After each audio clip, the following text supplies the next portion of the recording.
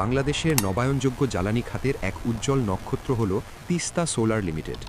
গাইবান্ধা জেলার সুন্দরগঞ্জ উপজেলায় অবস্থিত এই বিদ্যুৎ কেন্দ্রটি বর্তমানে দেশের সর্ববৃহৎ সৌর বিদ্যুৎ কেন্দ্র। পরিবেশ বান্ধব জ্বালানি উৎপাদনের মাধ্যমে এটি বাংলাদেশের বিদ্যুৎ খাতের এক নতুন দিগন্ত উন্মোচন করেছে। দেশের বৃহত্তম সৌর বিদ্যুৎ কেন্দ্র তিস্তা সোলার লিমিটেড। বাংলাদেশের উত্তরাঞ্চল এখন আর কেবল কৃষি নির্ভর জনপদ নয়, এটি এখন দেশের পরিবেশ বান্ধব জ্বালানির অন্যতম প্রধান উৎস। গাইবান্ধার সুন্দরগঞ্জ উপজেলার তারাপুর ইউনিয়নের লাটশালা এলাকায় তিস্তা নদীর চরাঞ্চলে প্রায় 650 একর জমির ওপর গড়ে তোলা হয়েছে তিস্তা সোলার লিমিটেড। এটি দেশের বৃহত্তম এবং এশিয়ার অন্যতম বৃহৎ সৌর বিদ্যুৎ কেন্দ্র।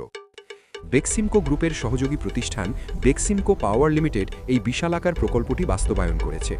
2017 সালে এর নির্মাণ কাজ শুরু হলেও নানাবিধ প্রাকৃতিক চ্যালেঞ্জ মোকাবিলা করে 2023 সালে এটি আনুষ্ঠানিকভাবে যাত্রা শুরু করে। কেন্দ্রটি থেকে উৎপাদিত 200 মেগাওয়াট বিদ্যুৎ সরাসরি জাতীয় গ্রিডে সরবরাহ করা হচ্ছে।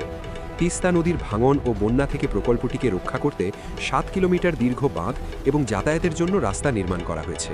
এতে এলাকার অবকাঠামো উন্নয়নেও গতি এসেছে।